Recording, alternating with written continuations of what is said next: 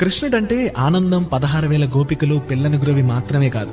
దేవకి వసుదేవులకు పుట్టిన కృష్ణుడు ఎక్కడో పాపం కుగ్రామంలో యశోద దగ్గర పెరిగాడు. మేనమామ కంసుడు చేసిన ఎన్నో హత్యా ప్రయత్నాల నుంచి తప్పించుకున్నాడు. రాధతో ప్రేమ వియోగం, రుక్మిణి సత్యభామలు పెళ్లి చేసుకోవడానికి ఎన్నో యుద్ధాలు, ఆఖరికి కురుక్షేత్రంలో ధర్మం పక్కన నిల్చున్నప్పుడు ఎన్నో అవమానాలు, నిందలు, కుతంత్రాలు. సంతానం కోసం శివుడికి తపస్సు చేస్తే 80 మంది ఉన్నా గాంధారి శాపం వల్ల కృష్ణుడు చివరి రోజుల్లో అతని పక్కన ఎవరూ లేరు. అన్న బలరాముడు ఆత్మను తనలో ఐక్యం చేసుకుని అడవిలో చెట్టు కింద నిస్సహాయ స్థితిలోని అలానే పరమపదించాడు.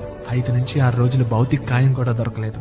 అంతెందుకు, త్రేతాయుగంలో రాముడు వాలిని చెట్టుచాటు నుంచి చంపితే ద్వాపర యుగంలో అదే వాలి కాస్త వేటగాడిగా మారి కృష్ణుడిని చంపుతాడు. అందుకే కృష్ణుడు కర్మను నమ్ముతాడు. కృష్ణుడు జీవితాంతం కష్టాల్లో మనిషి ఎలా బతకాలో భగవద్గీత చెప్పిన గురువు, ద్వారకను నిర్మించిన ఇంజనీర్.